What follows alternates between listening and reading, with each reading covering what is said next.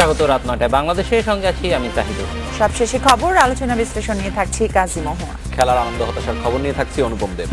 শুরুতেই জানিয়ে দেব শিরোনাম। বিচারকের শৃঙ্খলা বিধি করতে আরো ১ সপ্তাহ সময়, সরকারের ভূমিকায় প্রধান বিচারপতির ক্ষোভ।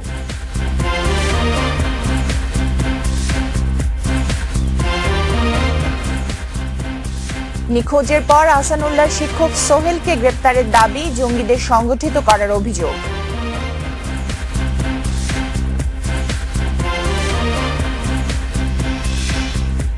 প্রিমিয়ার লিগে মর্যাদার লড়াইয়ে আবাহনীর কাছে মোহামেডানের হার, রাকিবুলের রেকর্ড ১৯০ রান।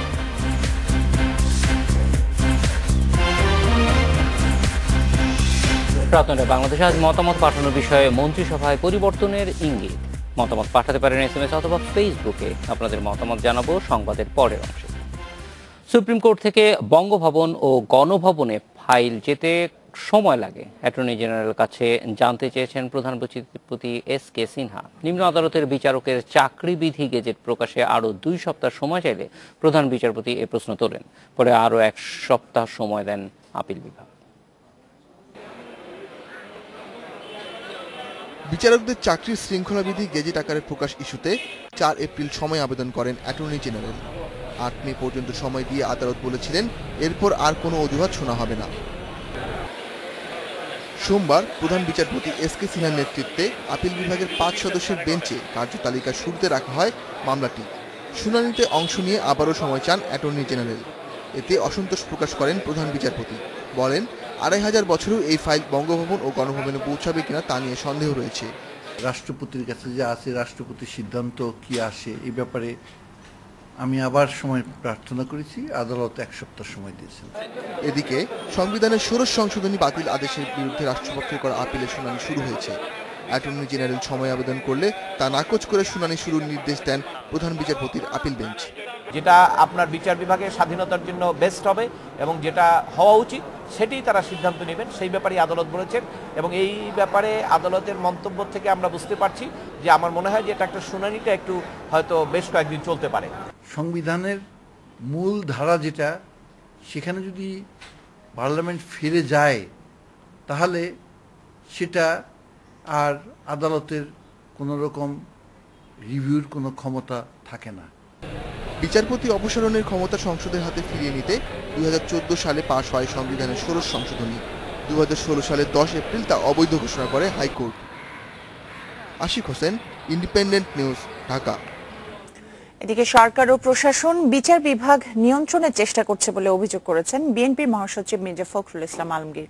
বিচারকদের শৃঙ্খলাবিধি গেজেট না হওয়ার সমালোচনাও করেছেন তিনি। রাজধানীর ডিপ্লোমা ইঞ্জিনিয়ার্স ইনস্টিটিউশন মিলনায়তনে বিকেলে ঢাকা মহানগর উত্তর বিএনপির প্রতিনিধি সম্মেলনে এই সমালোচনা করেছেন মির্জা ফখরুল। তিনি বলেন, শুধু বিচার বিভাগ নয়, সরকার দেশের অর্থনীতি সহ সব প্রতিষ্ঠান ধ্বংস করে দিচ্ছে। দেশ ও গণতন্ত্র রক্ষায় নেতাকর্মীদের ঐক্যবদ্ধ আন্দোলন গড়ে তোলার আহ্বান জানান বিএনপির মহাসচিব। দেশে আর একতরফা নির্বাচন হতে দেওয়া হবে না বলেও হুঁশিয়ারি দিয়েছেন তিনি।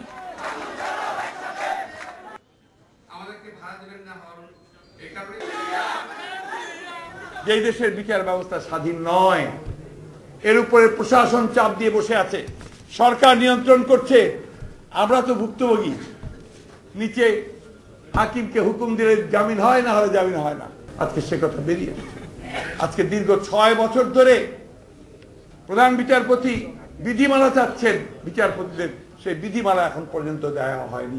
আজকেও প্রধান বিচারপতি বেশ কিছুদিন ধরে নানা বিষয়ে আসলে সরকারের প্রতি একটা তার যে ক্ষোভ, সরকার নির্দিষ্ট করে বললে বিভিন্ন মন্ত্রীদের ব্যাপারে উনি বলেছেন। তারপর এই বিষয়টা নিয়ে বেশ অনেকদিন ধরে তার ক্ষোভ আমরা দেখতে পাচ্ছি, শুনতে পাচ্ছি। আজকে কোর্টে উনি যে কথা বলেছেন যে সুপ্রিম কোর্ট থেকে বঙ্গভবন এবং গণভবনে ফাইল যেতে কত সময় লাগে, মানে এটা একটা চূড়ান্ত বহিঃপ্রকাশ, আসলে ওনার বিরক্তির বহিঃপ্রকাশই বলা যায়। এখানে একটা জিনিস মহু, আমি যেহেতু সুপ্রিম কোর্ট কভার করতাম, অনেকটা সময় এগুলি দেখা গেছে যে সরকার যখন কোর্টের একটা সিদ্ধান্ত তার পক্ষে যায় তখন এইটা যেতে আসলে ঘন্টার হিসেবে যায়। যখন ওই সিদ্ধান্তটা সে বাস্তবায়ন করতে চায় না তখন এই ফাইলটা খুব দ্রুত আস্তে আস্তে যেতে থাকে, কোথাও যেন হারিয়েও যায়।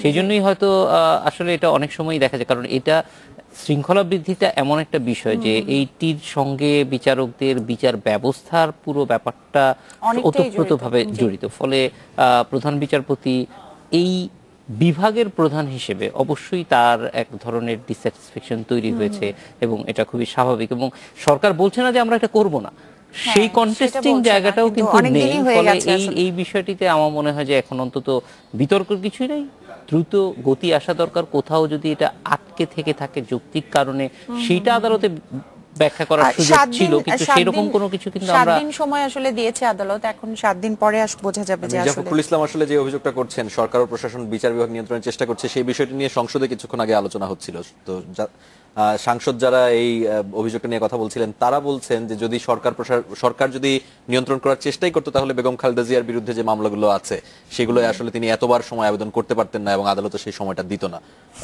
যদিও আমি জানি না এটা আসলে আপনি যেই কথাটি বলছিলেন সেটারই একটা না, অবশ্যই সেটার সঙ্গে সরাসরি সম্পৃক্ত না হলেও আসলে ওই বিষয়গুলি অনেকটাই রাজনৈতিক, কিন্তু শৃঙ্খলার বিষয়টা এটা বিচার ব্যবস্থার অ্যাডমিনিস্ট্রেটিভ পার্টটা, এটা কিন্তু বিচারিক পার্ট না।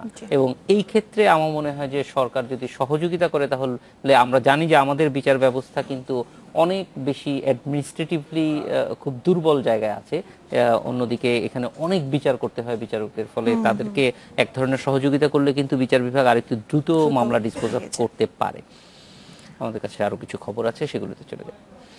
জিয়া অরফানেজ ট্রাস্ট দুর্নীতি মামলায় খালেদা জিয়ার সময় আবেদন খারিজ করে 15 মে আত্মপক্ষ সমর্থনের তারিখ দিয়েছে আদালত। বকশীবাজারের বিশেষ জজ আদালতে যান বিএনপি চেয়ারপারসন। তার অসুস্থতার কথা জাননি বিএনপি চেয়ারপারসন। তার অসুস্থতার কথা জানিয়ে আইনজীবীরা সময় চাইলে তা গ্রহণ করেন জ্যেষ্ঠ বিচারক জজ কামরুল হোসেন মোল্লা। জিয়া অরফানেজ ট্রাস্ট দুর্নীতি মামলায় হাজিরা দিতে সোমবার সকাল 11টায় বকশীবাজারের অস্থায়ী আদালতে আসেন বিএনপি চেয়ারপারসন বেগম খালেদা জিয়া। শুরুতেই আদালত পরিবর্তনে হাইকোর্টে আবেদন করার কথা জানিয়ে সময় আবেদন করেন খালেদা জিয়ার আইনজীবীরা, তবে তা খারিজ করে দেন ঢাকার জ্যেষ্ঠ বিশেষ জজ কামরুল হোসেন মোল্লা। 10 মিনিট মুলতবি দিয়ে 342 ধারায় আত্মপক্ষ সমর্থনের প্রস্তুতি নিতে বলেন বিএনপির চেয়ারপারসনকে। এরপর তার অসুস্থতার কথা উল্লেখ করে আবারও সময় আবেদন করেন আইনজীবীরা।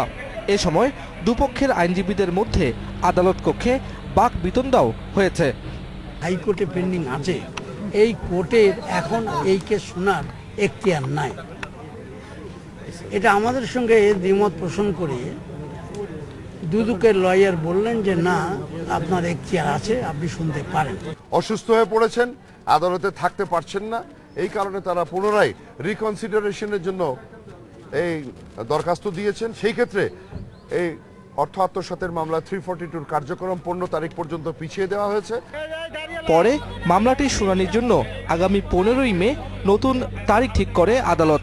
সেদিন খালেদা জিয়াকে আদালতে হাজির হয়ে আত্মপক্ষ সমর্থনে জবানবন্দি দিতে বলা হয়েছে। Abdullah Rafi, independent news, Dhaka. মন্ত্রিসভায় রদ বদলের ইঙ্গিত দিয়েছেন সড়ক পরিবহন ও সেতু মন্ত্রী ওবায়দুল কাদের। তিনি আরো জানিয়েছেন 2014 সালের নির্বাচন থেকে জাতীয় পার্টি মহাজোটে নেই, তবে ঐকমত্যের সরকারে আছে। জাতীয় পার্টির নতুন জোটকে চমক বলে মনে করছেন মন্ত্রী। দুপুরে সচিবালয়ে মন্ত্রিসভার বৈঠক শেষে সাংবাদিকদের এসব কথা বলেছেন ওবায়দুল কাদের। জাতীয় পার্টির চেয়ারম্যান হোসেন মোহাম্মদ এরশাদ 58টি দল নিয়ে নতুন রাজনৈতিক জোটের ঘোষণা দেওয়ার পর চলছে নানা আলোচনা। এবার তাতে যোগ দিলেন আওয়ামী লীগ সাধারণ সম্পাদক এবং সড়ক পরিবহন ও সেতুমন্ত্রী ওবায়দুল কাদের। সোমবার সচিবালয়ে মন্ত্রিসভার বৈঠক শেষে সাংবাদিকদের কাছে তিনি জানান, জাতীয় পার্টি মহাজোটে নেই, তবে ঐকমত্যের সরকারে আছে। জাতীয় পার্টি মহাজোটে 2014 সাল থেকে নেই, তারা এখন যেটা আছে সেটা ঐকমত্যের সরকার। এরশাদ সাহেব যদি মনে করেন তিনি জোট করবেন, 60 দল কেন 160 দলের জোটও তিনি করতে পারেন। জাতীয় পার্টির নতুন জোটকে চমক চিহ্নিত করে ওবায়দুল কাদের বলেন, চমকের রেশ কাটতে সময় লাগবে। এ সময় মন্ত্রিসভায় সম্ভাব্য রদবদলের ইঙ্গিত দেন তিনি। ক্যাবিনেটের রিসাফল তো হয়তো একটা হবে, অনেক দিন হয়ে গেছে, তো সেখানে কারা থাকবেন না সেটা তো একান্তভাবে প্রধানমন্ত্রীর ব্যক্তি। চাঁদ উঠলে সবাই দেখবে। সাংবাদিকদের আরেক প্রশ্নের জবাবে ওবায়দুল কাদের বলেন, জাতীয় পার্টি সরকার থেকে সহসাই যাবে না। নির্বাচনের আগে জোটের রাজনীতিতে অনেক ভাঙাঘোরা হবে। ঐক্য আর আদর্শিক ঐক্য এক না। Mahbub Alam, independent news, Dhaka. অধিকার আছে। বিএনপির ভিশন 2030 উপস্থাপন অনুষ্ঠানের আমন্ত্রণ জানাতে আওয়ামী লীগ সভাপতির ধানমন্ডি কার্যালয়ে গিয়ে কাউকে না পেয়ে ফিরে গেলেন বিএনপি নেতারা। দলটির সহ সাংগঠনিক সম্পাদক শহীদুল ইসলাম বাবুলের নেতৃত্বে বিকেলে ধানমন্ডি যায় 3 সদস্যের প্রতিনিধি দল। তবে কার্যালয়ে আমন্ত্রণপত্র নেওয়ার মতো কেউ নেই বলে জানান নিরাপত্তা রক্ষীরা। ফোনে আওয়ামী লীগ নেতাদের সঙ্গে যোগাযোগের চেষ্টা করেও ব্যর্থ হন বিএনপি প্রতিনিধিরা। আগামীতে ক্ষমতায় গেলে 2030 সাল নাগাদ বিএনপি কেমন বাংলাদেশ চায় তার রূপরেখা রয়েছে ভিশন 2030-তে। 10 মে এ বিষয়ে সংবাদ সম্মেলন করবেন দলের চেয়ারপারসন খালেদা জিয়া।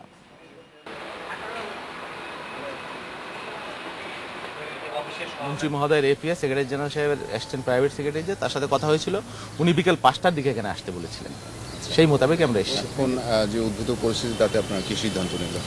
তো এখন আমরা তো আমন্ত্রণ জানাতে এসেছি, এখন ওনারা আমন্ত্রণ যদি গ্রহণ না করেন তাহলে তো আমাদের কিছু করার নেই। এখানে কারো কাছে দিয়ে যেতে পারে? হ্যাঁ, আমরা চেষ্টা করলাম, বললাম ওনাদের দায়িত্বরত যে কেয়ারটেকার আছে তাকেও বললাম যে অফিস সিকিউরিটি যিনি আছেন ওনাকে বললাম, কিন্তু উনি গ্রহণ করতে রাজি নন। রাত 9টায় বাংলাদেশে নিচ্ছে একটা বিরতি।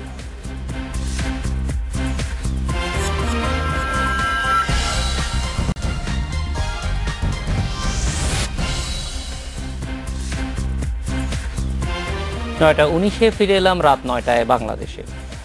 জঙ্গি তৎপরতায় জড়িত অভিযোগে ঢাকার বিভিন্ন জায়গা থেকে 6 জনকে গ্রেপ্তার করেছে পুলিশের কাউন্টার টেরোরিজম ইউনিট ও র্যাব। পুলিশের দাবি, গ্রেপ্তার বেসরকারি বিশ্ববিদ্যালয়ের এক শিক্ষক সিরিয়া পাঠাতে যুবকদের সংগঠিত করছিলেন। আর র্যাব বলছে তাদের হাতে গ্রেপ্তার 2 জঙ্গির সঙ্গে যোগাযোগ ছিল বঙ্গবন্ধুর খুনিদের। আহসানুল্লাহ বিজ্ঞান ও প্রযুক্তি বিশ্ববিদ্যালয়ের টেক্সটাইল ইঞ্জিনিয়ারিং বিভাগের শিক্ষক এবিএম সোহেলুদ্দৌলা নিখোঁজ হন গত বৃহস্পতিবার। পরিবারের দাবি, এই দিন বিভাগে ক্লাস নেওয়ার পর তিনি আর বাসায় ফেরেননি। এ ঘটনায় তেজগাঁও থানায় জিডিও করে সোহেলুদ্দৌলার পরিবার। এর 4 দিন পর পুলিশের কাউন্টার টেরোরিজম ইউনিট সংবাদ সম্মেলনে 3 সহযোগী সহ সোহেলুদ্দৌলাকে মতিঝিল থেকে গ্রেপ্তারের কথা জানায়। পুলিশের দাবি, আহসানুল্লাহ বিশ্ববিদ্যালয়ের এই শিক্ষক আনসারুল্লাহ বাংলা টিমের সদস্য। কথিত জিহাদের কথা বলে আফগানিস্তান ও সিরিয়ায় যুবকদের পাঠানোর চেষ্টা করছিলেন তিনি। 3 জন সিরিয়া যাওয়ার উদ্দেশ্যে ছিল, আর এবিএম সোহেলুদ্দৌলা হলো এদের সংগঠক, এবং এদের সাথে আরো কয়েকজনের নাম এসেছে যারা অর্থাৎ এই কাফেলাতে ছিল, যে যারা বিদেশে গিয়ে জিহাদ শিখে এসে তারপর বাংলাদেশে জিহাদি কার্যক্রম সেটা চালু করবে। গ্রেপ্তার 4 জন সিরিয়ার আল কায়েদা অনুসারী জঙ্গি সংগঠন আল নুসরা ফ্রন্টের সঙ্গে সম্পর্ক তৈরির চেষ্টা করছিলেন বলেও জানায় পুলিশ। আফগানিস্তানের প্রবেশ তাদের জন্য কষ্টকর, তো সেই কারণেই পরবর্তীতে তারা সিরিয়াতে জাবাত আল নুসরা ফ্রন্ট, যেটি আল কায়েদারকে অনুসরণ করে, সেইখানে যাওয়ার জন্য প্রস্তুতি নেয়।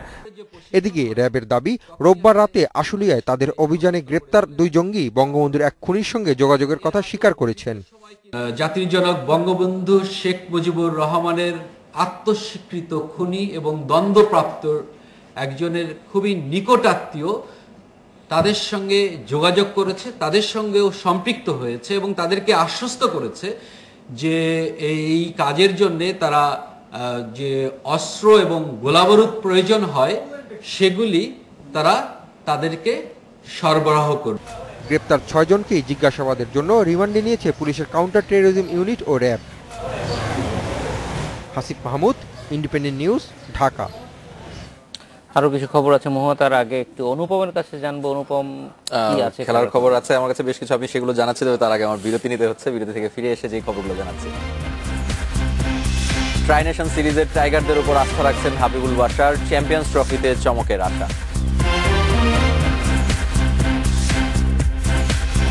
ভারতীয় বর্ষিয়ান নইমুদ্দিনে ভরসা মোহামেডানের, দায়িত্ব নিয়ে হারানো ঐতিহ্য ফেরানোর প্রতিশ্রুতি।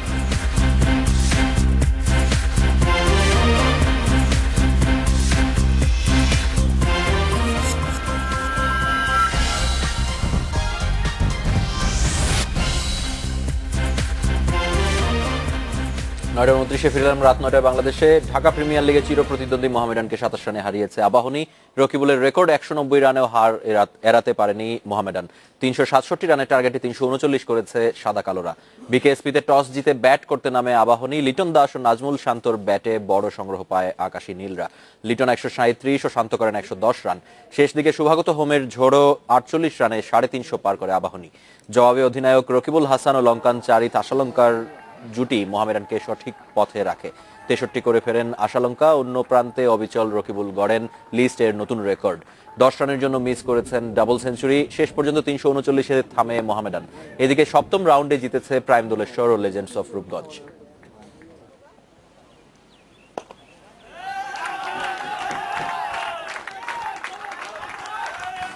সবশেষ 2006 চ্যাম্পিয়ন্স ট্রফিতে বাংলাদেশের নেতৃত্বে ছিলেন হাবিবুল বাশার। তিনি এখন বিসিবি নির্বাচক, এলিট টুর্নামেন্টের এই আসরের ব্র্যান্ড অ্যাম্বাসেডর। সাবেক অধিনায়কের বিশ্বাস ইংল্যান্ডে চমক দিতে পারবেন মাশরাফিরা। কন্ডিশন বিবেচনায় টিম কম্বিনেশন আর গুরুত্বপূর্ণ সদস্যের ফর্ম আত্মবিশ্বাসী করছে বাশারকে। সাসেক্সে 10 দিনের কন্ডিশনিং ক্যাম্প শেষে আয়ারল্যান্ডে বাংলাদেশ। ট্রাই নেশন সিরিজের জন্য চলছে প্রস্তুতি।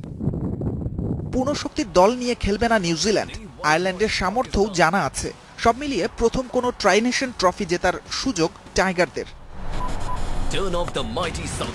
কন্ডিশনের সঙ্গে মানিয়ে নিতে শুরু করেছে বাংলাদেশ। সাসেক্সে 2 প্রস্তুতি ম্যাচেই 300 পার করেছে মুশফিকরা।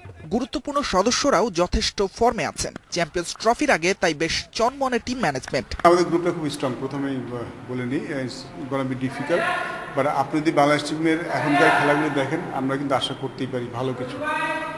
আমাদের আয়ারল্যান্ড সিরিজটা আমাদের জন্য খুব ভালো একটা ব্লেসিং।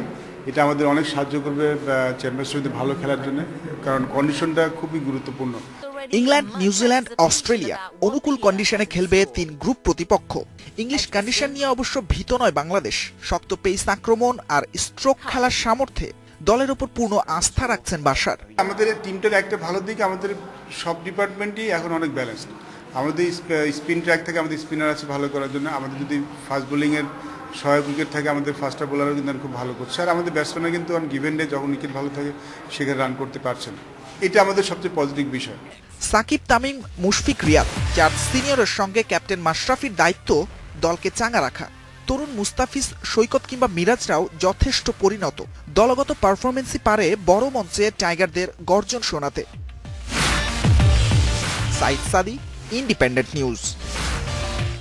চ্যাম্পিয়ন্স ট্রফির জন্য 15 সদস্যের দল ঘোষণা করেছে ভারতীয় ক্রিকেট বোর্ড। নেতৃত্ব দিবেন বিরাট কোহলি। ফিরেছেন রোহিত শর্মা, মোহাম্মদ সামি ও শিখর ধাওয়ান। সবশেষ 2015 বিশ্বকাপে খেলেছিলেন সামি। পরবর্তীতে চোটের কারণে আর মাঠে নামা হয়নি। দলে স্পেশালিস্ট স্পিনার হিসেবে আছেন আশ্বিন ও জাদেজা। পার্ট টাইম অপশন হিসেবে যুবরাজ সিংকে কাজে লাগাবে ভারত। জায়গা হয়নি সুরেশ রায়নার। 25 এপ্রিল দল ঘোষণার শেষ দিন ছিল। তবে সংশোধিত গঠনতন্ত্রের লভ্যাংশ বন্টন নিয়ে আইসিসির সঙ্গে দ্বন্দ্বে চ্যাম্পিয়ন্স ট্রফি বয়কটের হুমকি দিয়েছিল বিসিসিআই। বৃহস্পতিবার দ্রুত দল ঘোষণার নির্দেশ দেয় দেশটির সুপ্রিম কোর্ট। এরপরই সিদ্ধান্ত থেকে সরে আসে ভারতীয় ক্রিকেট বোর্ড।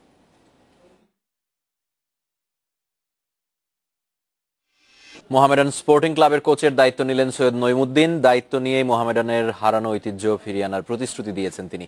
প্রথম দিন অনুশীলনে যোগ না দিলেও খেলোয়াড়দের সঙ্গে আলোচনা করেছেন এই ভারতীয় কোচ। তাকে পেয়ে নতুন করে স্বপ্ন দেখছে মোহামেডান।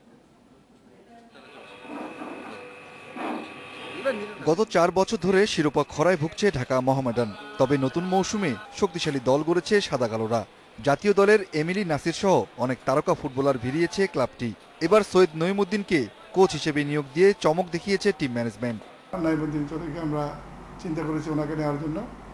তো আমরা চেষ্টা করেছি, উনি আমাদের প্রস্তাবে সাড়া দিয়েছেন এবং আমার মনে হয় এটা আমাদের ক্লাবে আমাদের প্রশিক্ষণের জন্য আমাদের দরকার ছিল।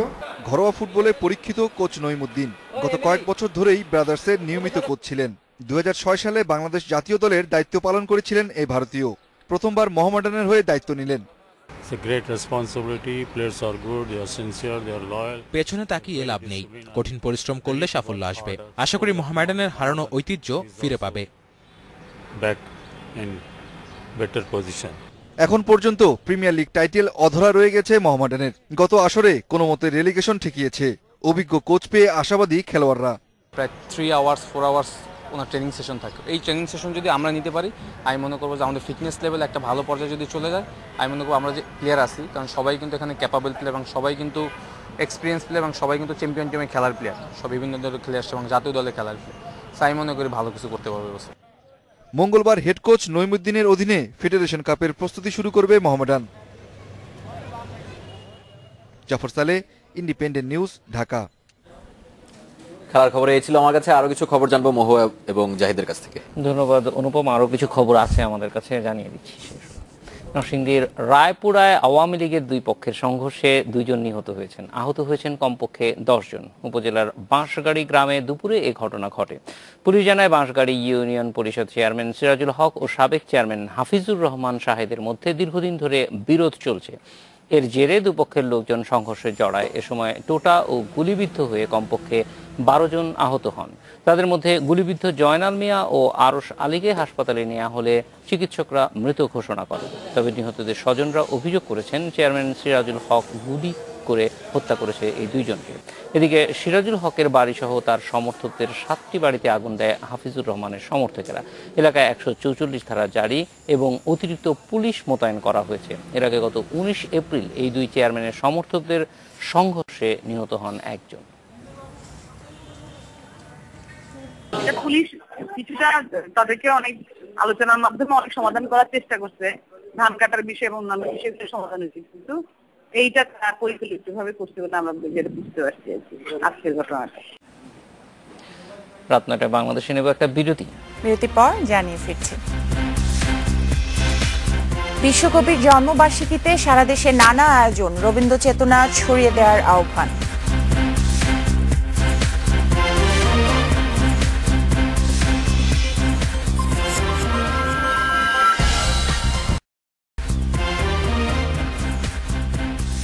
রাত 9:44 আমরা ফিরে এলাম।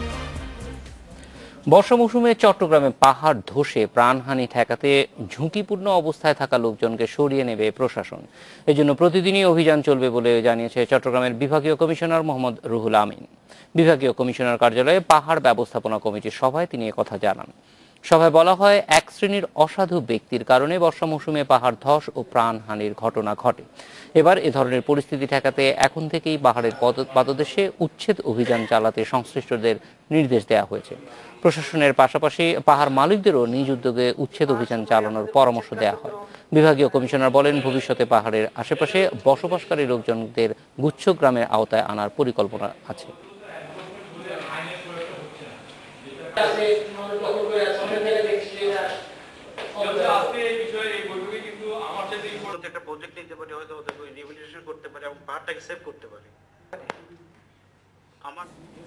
মন্ত্রিসভায় পরিবর্তনের ইঙ্গিত, এ বিষয়ে আপনাদের মতামত জানতে চেয়েছিলাম আমরা। নাসরিন বলেছেন, সরকার মন্ত্রিসভায় পরিবর্তন করে নতুন রাজনৈতিক কৌশল তৈরি করতে যাচ্ছেন। নুসরাত বলেছেন, আগামী নির্বাচনে ভালো করতে চাইলে সরকারের উচিত দুর্নীতিবাজ মন্ত্রীদের বাদ দেয়া।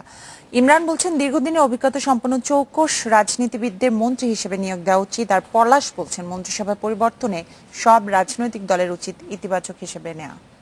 সজীব বলছে, মন্ত্রিসভায় রদ বদলে দেশ এবং জনগণের উপকারের সম্ভাবনা থাকলে ভালো। মুমিন বলছেন, সাধারণ জনগণের মতামতের মূল্য নেই সরকারের কাছে, মন্ত্রিসভায় পরিবর্তনে কি হবে।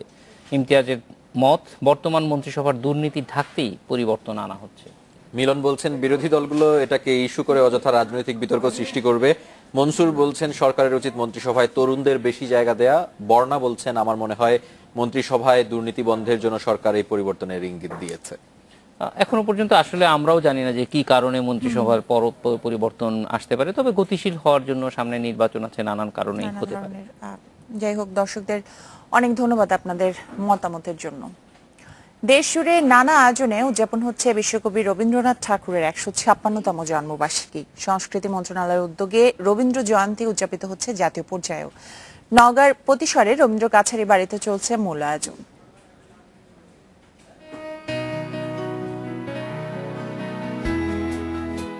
পহেলা বৈশাখের রেশ না কাটতেই দুয়ারে কড়া নাড়ে 25শে বৈশাখ, বাঙালির প্রাণসখা কবিগুরু রবীন্দ্রনাথ ঠাকুরের জন্মদিন। তাই তো বিশ্ব বাঙালি দিনটি উদযাপন করে বুক ভরা গর্ব নিয়ে। প্রতি বছরের মতো এবারও রবীন্দ্র জয়ন্তী পালিত হচ্ছে সারা দেশেই, তবে আরো বড় পরিসরে।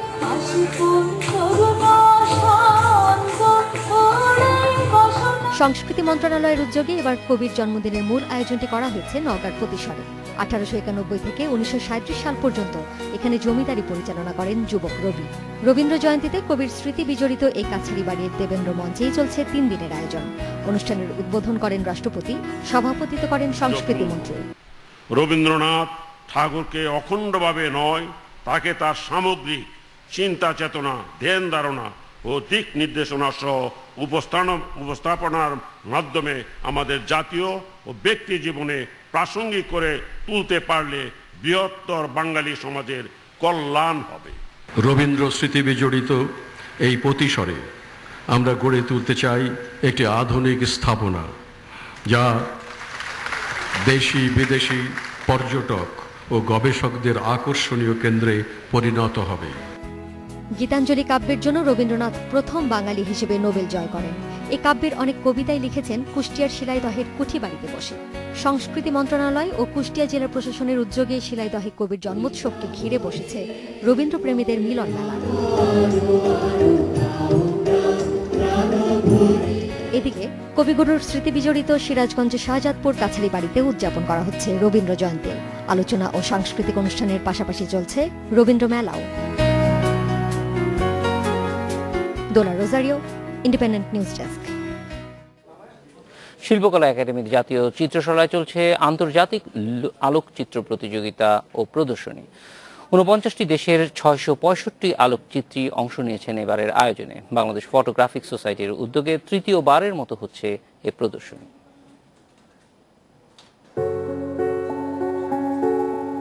অলীক কল্পনা আর সমাজের কঠিন বাস্তবতা ফ্রেমবন্দী হয়েছে বিশ্বের বিভিন্ন প্রান্তের আলোকচিত্রীদের দুর্দান্ত সব আলোকচিত্র।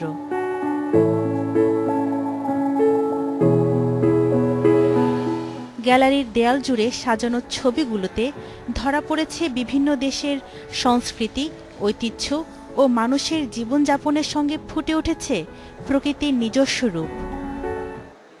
ফটোগ্রাফার আন্তর্জাতিক লেভেলে যতটা ব্যাপকভাবে আমরা সরব, অন্য শাখায় কিন্তু ওরকম না। মানে বাংলাদেশে প্রত্যেক বছরই বেশ ইন্টারন্যাশনাল অ্যাওয়ার্ড আসছে। Open colour, open black and white, nature, people, travel, এই যেহেতু আমাদের 6টা ক্যাটাগরি ছিল, সেই 6টা ক্যাটাগরি অনুযায়ী আমরা 6 ক্যাটাগরিতে ছবি সংগ্রহ করি সারা পৃথিবীর ফটোগ্রাফারদের কাছ থেকে। বিপিএস এর তৃতীয় আন্তর্জাতিক আলোকচিত্র প্রতিযোগিতায় গ্র্যান্ড ট্রফি জিতেছেন চীনের অংজু। ন্যাশনাল অ্যাওয়ার্ড পেয়েছেন 3 আলোকচিত্রী। ছবি আসলে মন থেকে তুলি, যে মনের খোরাক, মানে আমরা যাতে খিদা লাগে, খিদার ব্যাপারটা হলো পেটের ইয়ার ব্যাপারটা, আর এটা হলো মনের ব্যাপার। ফটোগ্রাফি শুরু করেছি একদম মানে শখ থেকে, সো শখ থেকে যখন প্রফেশনাল লেভেল পর্যন্ত যাই সেটাই হয়তো মূল্যায়ন। 49টি দেশের 665 আলোকচিত্রী অংশগ্রহণ করেছেন এই প্রদর্শনীতে। 13,300 ছবির মধ্যে নির্বাচিত 500 আলোকচিত্র স্থান পেয়েছে এতে। চলবে 5 মে পর্যন্ত। Tabassum Arju, independent news, Dhaka. এই ছিল রাত 9টায় বাংলাদেশে। আজকে রাত 9টায় বাংলাদেশে শেষ করব সান ফ্রান্সিসকো উইয়ার্ড ফেস্টিভ্যালের কিছু ছবি দেখে। তবে তার আগে আমরা বিদায় নিচ্ছি, সবাই ভালো থাকবেন।